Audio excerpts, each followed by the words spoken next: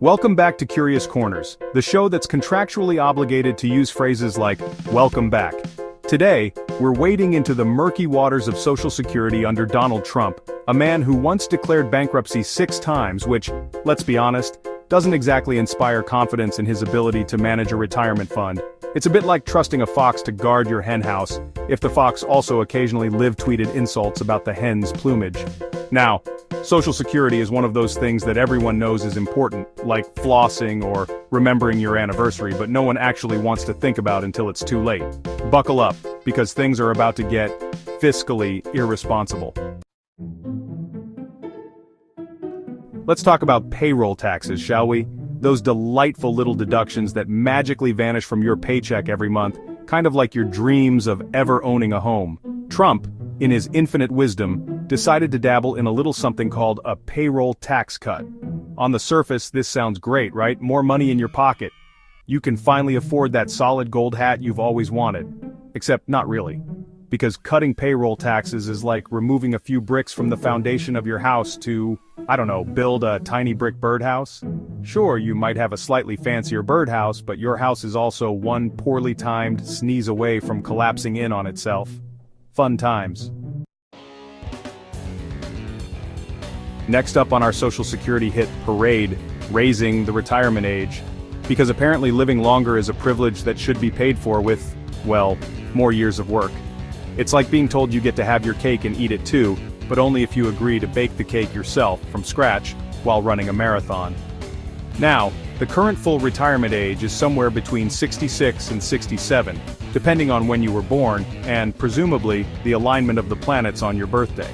The logic here is that people are living longer, so they should work longer to offset the cost of their extended golden years. Raising the retirement age is like putting the emergency exit on the top floor of a burning building. Chapter 3. Privatization. Because gambling on your retirement savings is fun. Privatization. The word that sends shivers down the spines of anyone who remembers the 2008 financial crisis. Trump, being a man who clearly enjoys a good gamble, has flirted with the idea of privatizing Social Security. The pitch is that you get to take your contributions, put them in your own little investment account, and watch your money grow like a magical beanstalk made of stock options. But here's the catch. The stock market is about as predictable as a toddler on a sugar rush. Some people, and I'm not naming names here, but I am looking directly at a picture of myself in a bathrobe trying to understand cryptocurrency, are perfectly content with a retirement plan that doesn't require them to decipher the inner workings of the stock market.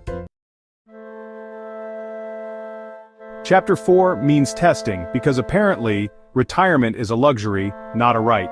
And finally, we arrive at the grand finale of our Social Security extravaganza, means testing. This is the idea that we should adjust Social Security benefits based on your income. The argument here is that wealthy individuals don't need Social Security as much as those with lower incomes, and while that might be true on paper, it ignores the fact that Social Security is an earned benefit, not a handout. Implementing means testing is like going to a buffet, eating your fill, and then demanding a discount because you didn't finish everything on your plate. So what does all this mean for you, dear viewer?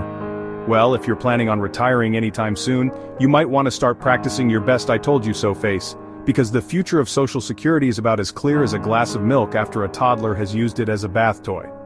Trump's proposals, while not all enacted, have certainly stirred the pot of retirement anxiety.